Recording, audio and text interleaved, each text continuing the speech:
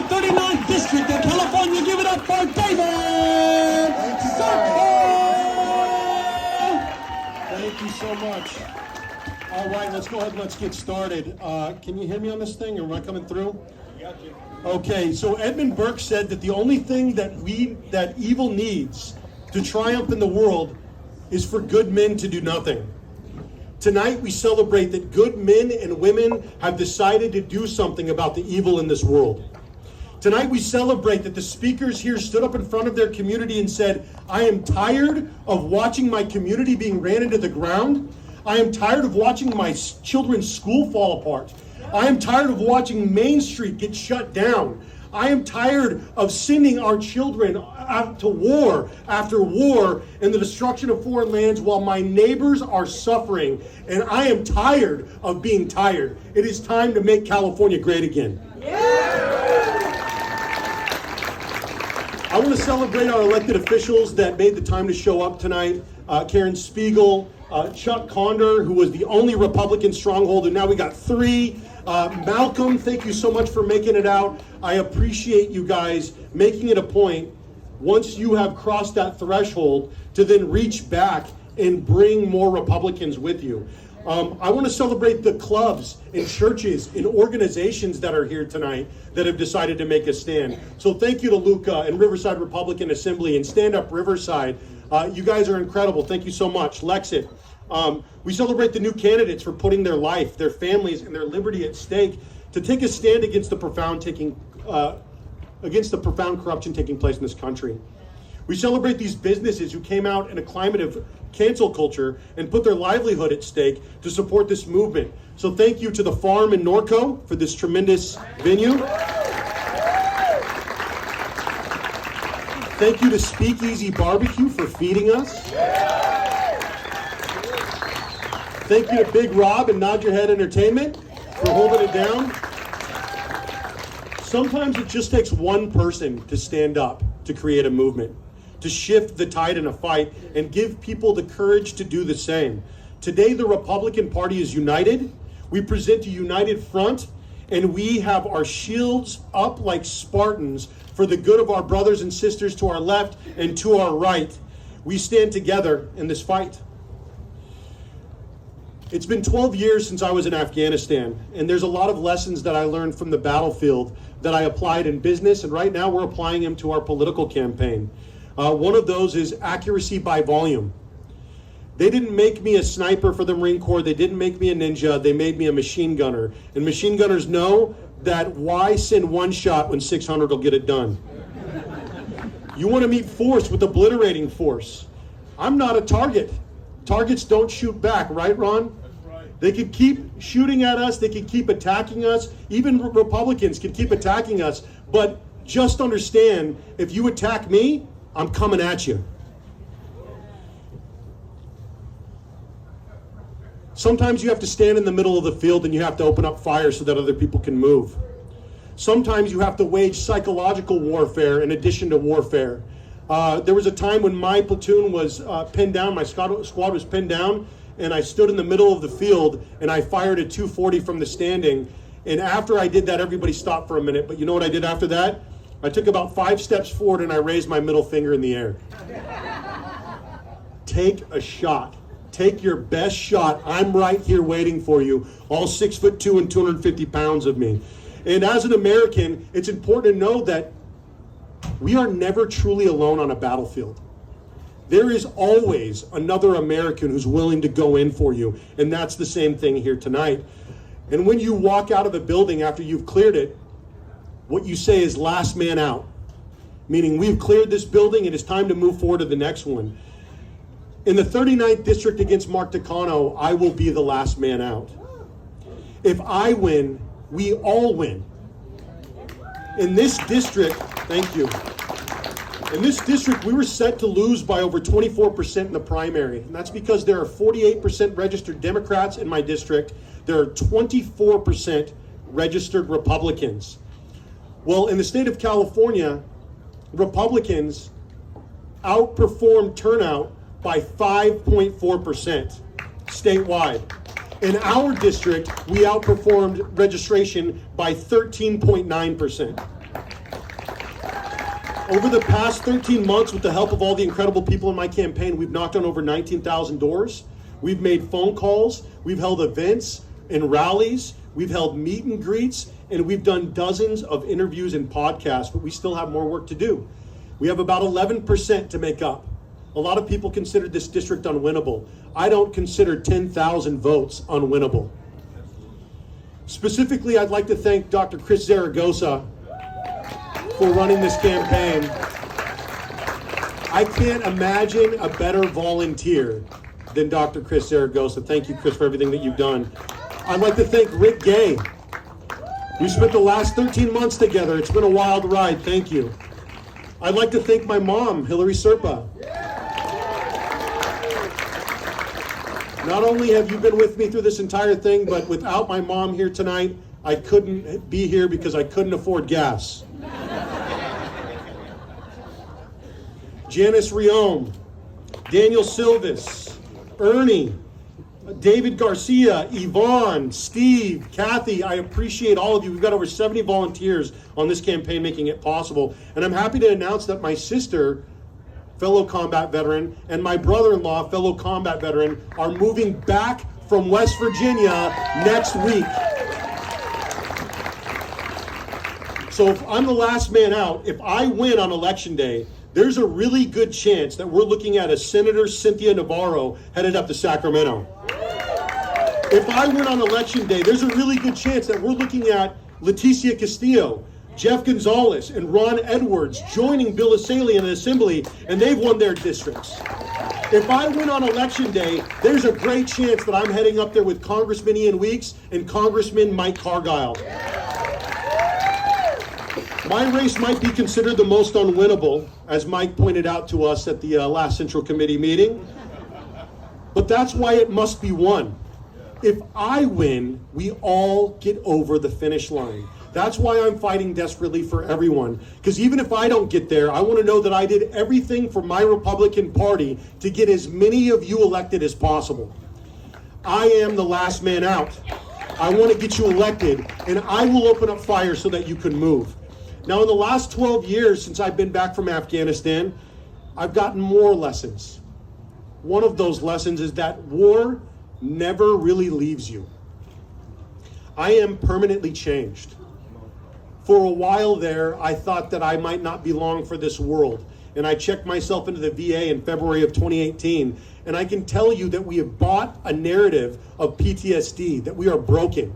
But the truth is these veterans in here, they are not broken. They are the best of us, and they have been trained in the severest of schools, and it is time that they step up and lead like we know that they are capable.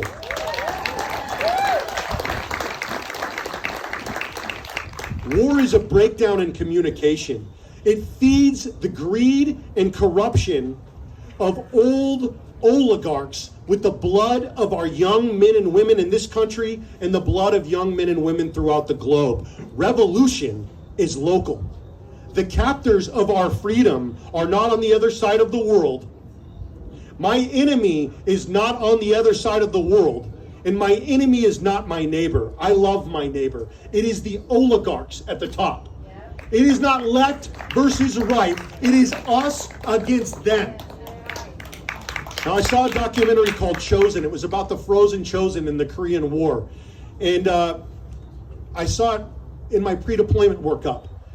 And there was a gentleman that was speaking in this documentary, and he was in tears, and he said, I couldn't help but think that I might have more in common with the men that I was shooting at than the people who sent me there. And that if today we were to meet, we might embrace as brothers. Years later, I thought the same thing to myself about Afghanistan.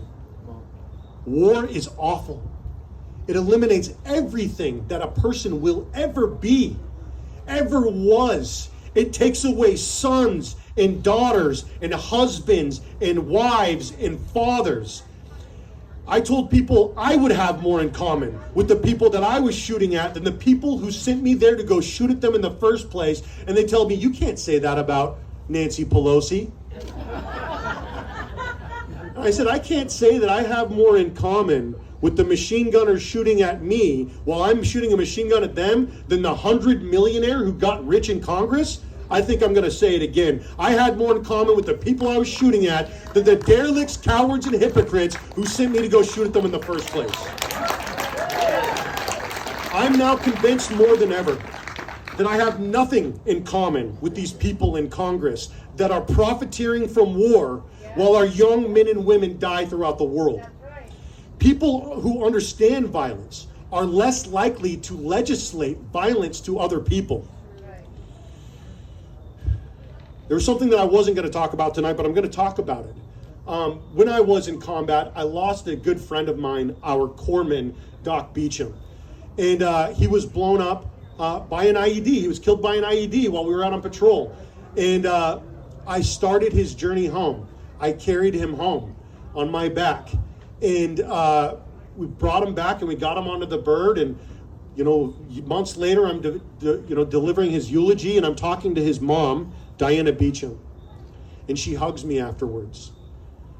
And she whispers in my ear, "I don't want you to carry this forever." What tremendous courage from our Gold Star families to be able to say something like that to me. I don't want you to carry like this. Thank you. But the truth is that it's an honor to carry Doc. It's an honor to carry the torch for those who can no longer carry that light for themselves. Not only are we obligated to do it, we should be honored to carry that legacy. Because I loved him. Because I loved so many of the people that I served with, and I lost some of them when we got back to their own hand. We are torchbearers for the generations that came before us. Now, we are going through something right now in this country, two things. We're going through a spiritual revival and a national revival.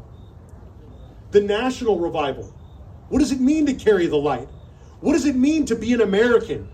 What does it mean to the rest of the world if America overextends herself like Rome and falls from within just like her? I know that it means that we need to put American people first, not at the detriment of our neighbors, but the best thing for the world is for America to get her house in order. We are also going through a spiritual revival. What does it mean to have a relationship with my Creator? I call him God. You may call him Yahweh or Allah, but I call him God, and I have a personal relationship with his son, Jesus Christ. And through Jesus, I have learned that my path is no longer one of violence. To truly follow the path of Jesus Christ, you have to be willing to die for it. When they came for Jesus, he didn't go to his disciples and say, "Let's set up a complex ambush," and dedicate himself to fighting to the last man. He broke bread with his disciples, including the traitor in his midst, and he said, "Do this in memory of me." And when they went to arrest Jesus, one of his followers struck a high priest and cut off his ear, and Jesus healed him and said, "Put your sword back in its place. All who use swords are destroyed by swords." His followers witnessed and went out to do the same, walking in the footsteps of Jesus Christ, to speak truth to power, to be fishers of men, and they would pay for their actions drastically. John and Judas were the only two not to be killed. Judas would take his own life, and John, of course, suffered throughout the course of his life, but lived to be an old man. Peter was crucified upside down. James, Matthew, Thomas were killed with swords and daggers. Thaddeus was killed with arrows. Andrew, Philip, Bartholomew, and Matthias were martyred. James was clubbed and stoned. Paul was beheaded, and Simon was sawed in half. Yet in America, we preach the prosperity gospel. You see, in America, just like the rest of the world, you have to be willing to die to create a better world for your family. Killing is not the priority outlined in the Bible. Now, the establishment wants civil war. We all saw that, well, we didn't see the movie, but it came out a couple weeks ago, Civil War. They're constantly talking about it. Are you seeing Civil War coming? And the reason why they are preaching Civil War is because the establishment is terrified of revolution. If you are not willing to die for it, let's not fool ourselves. We're hourly. We're volunteers. If we're still caught up in apathy because we're trying to fit it into our schedule, trying to fit revolution into the nights and weekends, then we're going to get everything that we deserve. The Republican Party is past the point of needing volunteers. We need revolutionaries. Now, make no bones about it, unless you're willing to put your name on it, like our incredibly brave forefathers did with the Constitution of the United States of America, don't you dare call yourself a patriot ever again. Now, are you ready to put your name on it? Are you? Wonderful. I would like you to open your programs. Open up those programs, and I want to encourage you to take this pledge tonight. This is about making California great again. This event here tonight is not just another event where we get to clink forks and make toast. We're here to change the system, and it starts here tonight. So if you're ready to take that stance with me, please stand up. And if you're not, stay seated, and I'm going to scowl at you. So if you're ready, please stand up and repeat after me. I'm going to assume if you haven't stood up yet, it's just because your knees are bothering you. Okay, you guys ready? We, the people, are activated in the fight to save the Golden State. I pledge to get involved. In a campaign, club, or organization in this election cycle, so we can make California great again. Great job. Please feel free to take a seat and start filling that out. This is about coalition building here tonight. We can win together.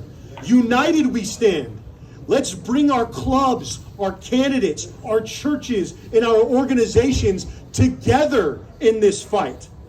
Fill out the back of that form, tear it out, and hand it to someone who inspired you tonight at the end of this speech. Whether it is Doug Shepard in the Lincoln Club, or Ellie Jackson in Stand Up Riverside, Art Gomez and Luca, or Oscar in Lexington. Get involved somewhere. Ray Carbajal in Riverside Republican Assembly. There are giants among us here tonight. And then get ready, because we're going to call you and we're going to hold your feet to the fire. Now, June 26th, we're going to hold another Make California Great Again rally. Did you guys have fun here tonight? We're going to be back on June 26th, and what I want everyone to do is I want everybody to bring 10 people with you. Because the fight is here. It's no longer, the British are coming, the British are coming. The oligarchs are here. We've been divided, we've been conquered, we've been colonized, and it's right out of the Maoist playbook, and we bought it. Generations being turned against generations, black against white, left against right. Well, we will no longer be divided. United we stand. It's time to fight back. It's time to take this country back, because we have lost it, and it must be taken again. And it will require all of us working together. Ronald Reagan said, as I think somebody brought up it earlier tonight, was it you, Chuck? Yeah. The person who agrees with you 80% of the time is a friend and an ally, not a 20% traitor. So, a coalition requires working with a wide range of people. It requires disagreeing from time to time. Now, if you're in a room where you would agree 100% of the time, you're either sheep or you're liars. Freedom is economic freedom. Are we free tonight? Yes. Yes? Somebody's got a lot of money. The rest of us are struggling. We've got old names, or new names for old chains, and I believe that freedom is economic freedom. We here in this country fought a revolutionary war. We fought a civil war. We fought wars all over this planet, and we are treated like Russian serfs, sharecroppers, and wage slaves here at home in our own country. I'm sorry, but this is not the country that my father promised me. This is not the country that generations of my family fought for, including both of my grandpas in the Korean War. This is not a country that I will leave to my children. And I will hold me accountable at the end of my life if I have left a worse country for my children than the one that I inherited. I'll be damned if I go to my grave as an old man while my children's freedoms were legislated away and I did nothing. We all don't get to be old. Somewhere I read of the freedom of speech. Somewhere I read of the freedom of press. Somewhere I read that the greatness of America is the right to protest for those rights. And we all know that that man, Dr. Martin Luther King Jr., was assassinated the day after he delivered that speech. He was 39 years old. He had 4 children.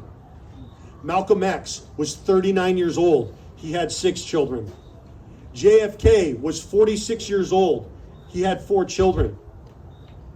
RFK was 42 years old. He had 11 children.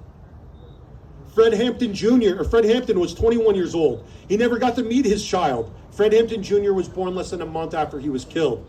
Now, Mao Zedong wrote, "Politics is war without bloodshed, while war is politics with bloodshed." In America, there's a tendency in politics to not want to give the best years of your life to your country. And there's a good reason for that. I can't tell you how many people I talk to about running for office, and they tell me, when my kids are raised, when they are okay, I will consider running. First off, none of our kids are going to be okay. Secondly, Americans are not only terrified of their government and their media, but they're terrified of their peers. I'm grateful that the fear and the apathy is starting to recede here tonight. I'm witnessing the tide turning before my very eyes, and I am seeing good young people getting involved and running for office in the Republican Party, which is good, because a movement is only as alive as its youngest member. Right, Lewis? Now, the Republican Party is alive and well in California, and we are making a comeback. More and more, I'm meeting people like yourselves who've decided to put their names on it. I'm encouraged and I take heart. If you haven't already, make sure that you rip out that sheet with that form and that pledge, and you hold it up in the air so that we all can look around at all those people who stood up and said, "You are not alone. You never were. We are here to stand up together to save our state from the forces that are dedicated to destroying it." Now, Isaac Newton said, "If I have seen further than others, it is by standing on the shoulders of giants." Now, in America, we are standing on the shoulders of giants. We saw 48 nuclear plants that were built in 5 years. We saw food that was grown in the desert, and homes that were built, and rail lines that were ran across our country. Our forefathers could have never imagined that they would see homeless under every bridge, that they would see the once greatest education system in the world become one of the worst, that they would see our border being overran by 7.5 million people in 3 years. Well, we are standing here tonight on the shoulders of giants. Look around you here tonight. It's the same caliber of people that built this country. The same caliber of people that saved this country when we were losing it. And we owe it to one another. We owe it to those who came before us and those who are coming shortly after us to preserve this shining city on a hill. We're going to make our cities great again. Yes, even San Francisco and Los Angeles. In fact, especially those cities, because we don't leave Americans behind. We don't give up on our neighbors. We don't give up on our state, and we are not going to give up here tonight. We're going to make Riverside County great again. We're going to set up a blueprint here for winning that we are going to bring to the rest of the state.